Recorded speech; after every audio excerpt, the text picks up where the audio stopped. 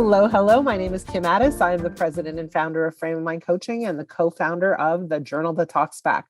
For those of you who have never heard of the Journal That Talks Back, it's a relatively new journaling experience for young people who gain access to a coach. They can journal as much as they want, and their coach will read and respond to every single journal. They can journal once a day. They can journal 5 times a day, and their coach will read and respond to their journals within a 24-hour time period. It's an amazing way to get coached virtually, easily, accessibly, and affordably. So please take a look at the Journal That Talks Back. But today you have just joined the Frame of Mind Coaching podcast with my incredible, amazing, phenomenal, outstanding co-host, fernekotlyar. And she happens to be my daughter. Fernie, welcome. Hello, hello. How are you today? I'm great. What's going on? What's going on? Lots of work, planning my trip to Costa Rica for field work for my PhD. So Wow. That's super exciting. What does field work mean? Are you working in a field? Yeah, pretty much. We go out into the field, which in my case is the rainforest of Costa Rica. And we go and take plants and we help them, or we get them to pollinate specifically. So with specific individuals, we capture some hummingbirds, get them to help us pollinate, let them go, of course. Capture birds? Yeah. Hummingbirds are the pollinators. How do you capture them? Like they're just flying in the air and you catch them with a net? No, they're not butterflies. We have, 2 methods, but either a trap with a feeder or what they call a mist net. So it's this very fine net in between different trees, and they just end up flying into it because they don't see it and they kind of get caught in this net. You have to go out and untangle them and then release them into this, what they call an aviary, so that the birds can pollinate, and then you let the bird go afterwards. Okay, so no damage is done to the birds. Ideally, no. Nick, we want to do as minimal impact as possible, and we have to fill out these long permits in order to make sure that we're even allowed to do this. So Amazing. Very complicated. We want the least harm as possible, least impact. Okay, very, very interesting. Yeah, totally. Who would have thought you would be catching birds? Yeah, not me, Not you. but I love it. It's really incredible. So what do you want to talk about today? What's on your mind?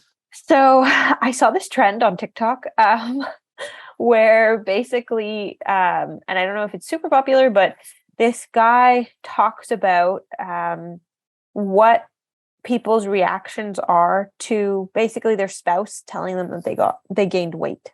So how do you tell your partner that you notice that they're gaining weight and you may not be as attracted to them as you once were?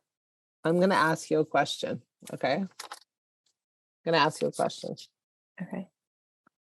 Do you notice that there's something on my nose right now? Yes. How do you see such a thing? You mean I'm not blind? Exactly. It's obvious, right? You see that there's a sticky on my nose. Yes? Yes. Yes. Do you think I know that there's a sticky on my nose? Yes. Yes. So the same thing. If you look in the mirror. Yeah, but I also feel it, right? Like I can feel that sticky on my nose.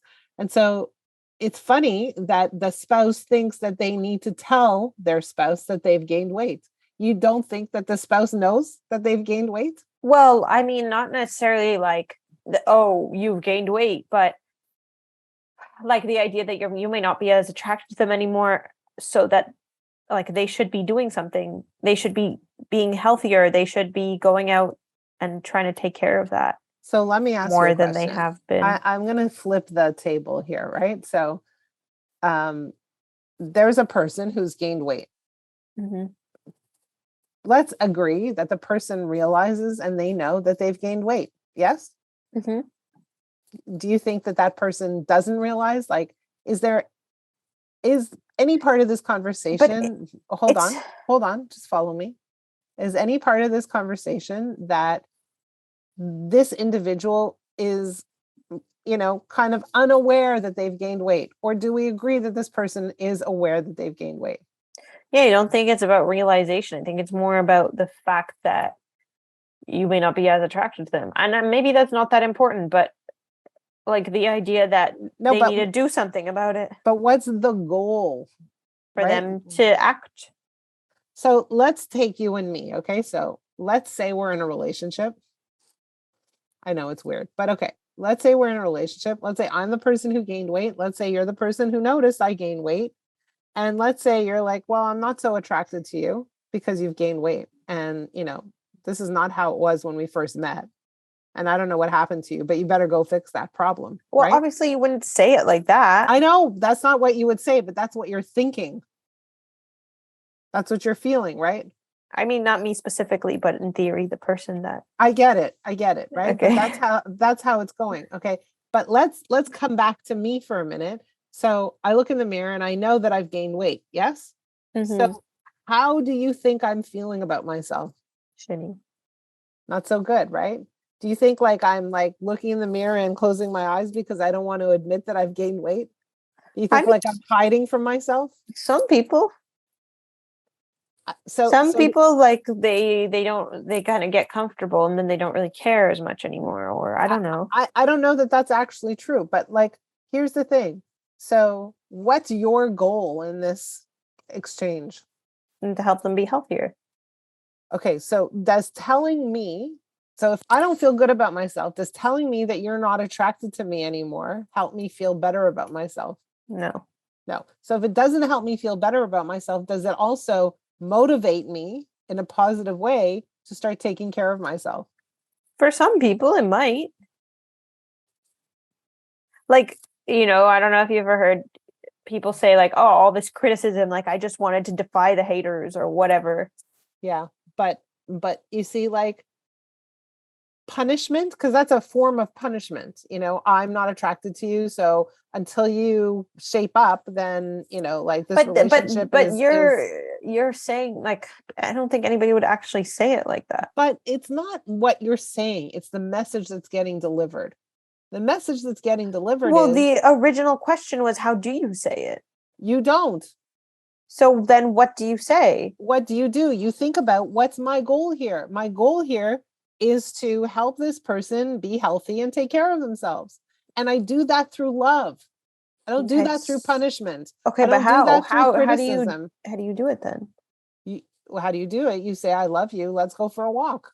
I love you. Let's go play tennis. I love you. Let's have a lot of sex because sex is a really good exercise methodology, right? You do it through love. And so the whole framing of this question is not coming from a loving place. It's coming from a judgmental place and from a place of punishment. And we can't get someone to a better place from a place of punishment. Like, let's take a different situation, okay? Let's say a kid misbehaves. What do? We put them in the corner and then we expect them to behave. But how do they feel in the corner? They feel terrible. Claustrophobic. So they might behave while you're in front of them. Sure, I won't eat cake while you're watching me. When you're not watching me, and when I'm out there on the streets, I'm going to go find a bag of chips. So that's not what you want to create in this dynamic. If you truly, genuinely care about this person, right, you approach it with love. You approach it with kindness. You approach it with absolute care, not you've gained weight. I'm not attracted to you anymore.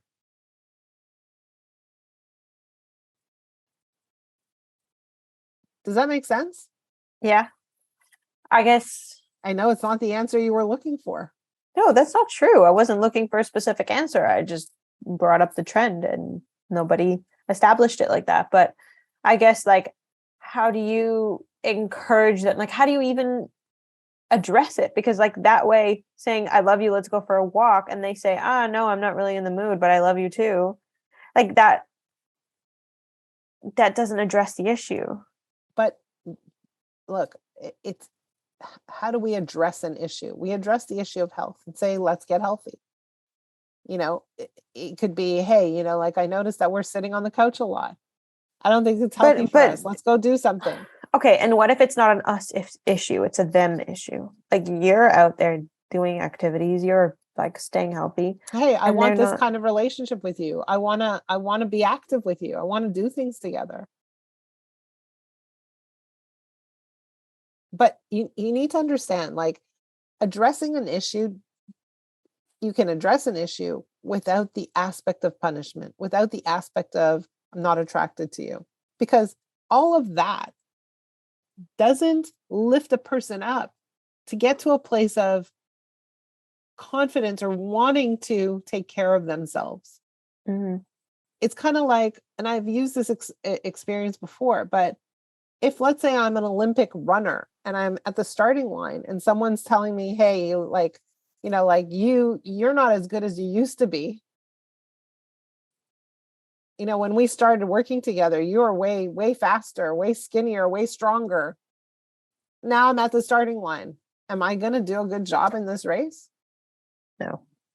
No. Or maybe yes, because you want to prove that asshole wrong. But maybe once, but this is not a formula for success. It's not because why? It gets into your head and it erodes your confidence and desire to do the things that you want that person to do. It's like, it doesn't lead you to the outcomes you're looking for. This approach. I think it makes sense. What I'm saying? Yeah. Amazing. I love making sense and my kids thinking that I made sense. Well, thank you. I think it's a good topic, and I think it's also food for thought because you hear about it like on social media, you hear what people have to say, you hear about how angry people get, and so many different opinions. So it's I like this one. There's another one on TikTok, and it's a larger woman who's married to a slimmer, fitter, very handsome man, and she gets all kinds of negative commentary, all the hate messages about how, like, why is he with her? He could do better, and on and on and on. And her whole entire TikTok account is about that. And here's the other piece. It's like, so a person's a little larger. Does that mean they're not lovable? Like, what's up with that?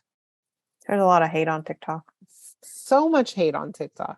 I mean, you've got hate for writing about the seaweed truck. That's right. I got 400,000 views. I think at this point it's 500,000 views for the comment I made about a seaweed truck in Florida. And I called it a truck instead of a tractor. They were not happy with that. And they thought that I was entitled because I commented on the huge volume of seaweed at the beach. But okay. The point is that criticism and hate and punishment don't help someone reach their goals. They just don't. Yeah. All right. Good. All right. I like that one. Yeah, me too. Thank you. No problem. All right. So for those of you who are struggling with somebody else in your life who isn't maximizing their potential, if your approach is to criticize them, reconsider your approach. Hope you enjoyed today's podcast. I sure did. Thank you, Fernie, for bringing up this topic. It was a good one. If there's anything that you guys want to talk to us about, please reach out. I can be reached at kim@frameofmindcoaching.com. Fernie, how do they reach you and how do they take the survey? Please email me as well. So that's fernekotlyar@live.com. And if you want to hear a certain topic, please fill out our survey. Well, you can email us or fill out the, I think, anonymous survey. So that can be found in the footnotes of the podcast. All right. Have a great week, everyone. We will see you next week. Bye. Bye.